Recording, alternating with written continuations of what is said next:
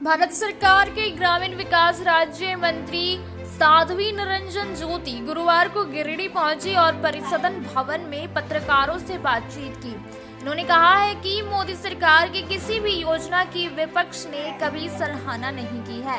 मंत्री ने कहा कि CAA नागरिकता देने वाला कानून है, किसी की नागरिकता लेने वाला कानून नहीं है। उन्होंने कहा कि विपक्षी दलों ने आर्टिकल 317 हटाने का, 3 तलाक का, राम मंदिर निर्माण समेत सभी फैसलों का विरोध किया है। मंत्री ने कहा कि मथुरा हमारा आस्था है, मामला है। उन्होंने कहा कि मोदी सरकार के विकास के मुद्दे पर भाजपा और उसके सहयोगी दल 400 से अधिक सीटें जीतेगी। मंत्री ने कहा कि केंद्र सरकार किसी भी राज्य के साथ विकास के मुद्दे पर भेदभाव नहीं करती है। मैं अपनी राय रख रही हूँ कि ये बिल्कुल उचित है कि सब राज्यों को, सब राजनीतिक दलों को देश हित में इसमें समर्थन करना चाहिए। आपके मंत्रालय से जुड़ा हुआ सवाल है।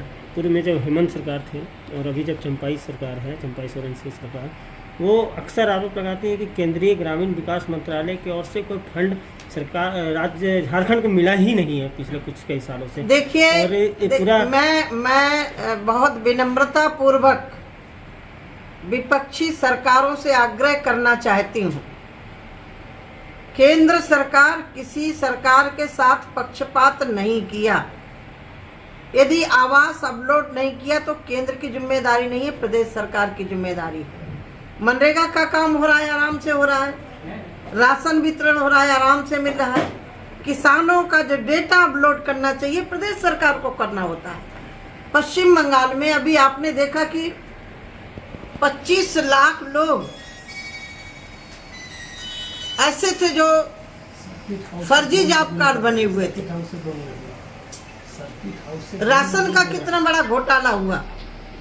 राज्यों से मेरा अनुरोध है कि आरोप लगाने के पहले पारदर्शिता से काम करें। सरकार पूरा पैसा देने के लिए तैयार है। तत्कालीन भूपेश बघेल की सरकार आवास गरीबों के लेने से मना कर दिया था कि हम अपना शेयर नहीं दे पाएंगे। कैसे आप आरोप लगा सकते हैं? तत्कालीन तेलंगाना की सरकार जब थी उसने आवास नहीं बनाए थे। कैसे आप कह सकते हैं कि केंद्र सरकार पक्षपात कर रही है? अच्छा, आप गरीब बीजेपी चुनाव विकास के मुद्दे पे लड़ेगी या धर्म के मुद्दे पे? देखिए, धर्म हमारी आस्था है और जो कमेंट हमारी भारतीय जनता पार्टी ने आस्था के केंद्र बिंदुओं का उद्धार किया है और जिस देश में रह रहे हैं उनका उद्धार होना ही चाहिए था। जनता ठाठ में रहे और भगवान राम टाट में रहे, ये तो संभव नहीं हो सकता।